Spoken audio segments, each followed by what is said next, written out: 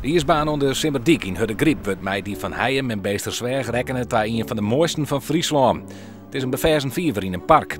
Sneuntion draaien tientallen leefhavers hadden voor eerst laatste rondjes deze winter. Dit vind je nergens anders. Nee, echt geweldig. Nou, toch een beetje de smoor in dat die winter voort is? Of? Ja, maar misschien komt hij nog terug in februari. Hè? Het dienen drokke dagen voor het bestuur van de meer dan 800 leden tellende ijsclub. Ik had zelf de reden nog net onderaan. Daar kom ik eigenlijk net aan, daar ben ik heel eerlijk in. Geende de jong werden de tekens van het taaiwaar hield niet meer duidelijk. Wils gewoon stoef terugrieden, denk om hollen bij de brechtjes, sluiten de vrijwilligers het koek- en sopie hok aan. De gitter, het gebeurt. Het ijs weer fantastisch.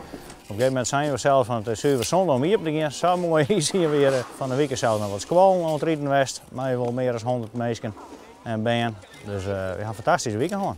En dan is het tijd om afscheid te nemen van het natuurijs. De redens kennen weer in het vet. Al is benamende jeugd nog in een ontkenningsfase. Nou, voor mij mag het wel lang. Nog langer. Ja, voor mij ook. Nou, dan toch hopen. Ja, maar het wordt het morgen toch niet. Want we hebben het dinsdag over +10. Spieter dat het taaiwaar is? Ja. Aan de ene kant dacht ik van, nou ja, goed, het sneeuw weer even van hier zo en dan straks aan het eind van de week weer vriezen. Maar ik denk net dat het erin zit.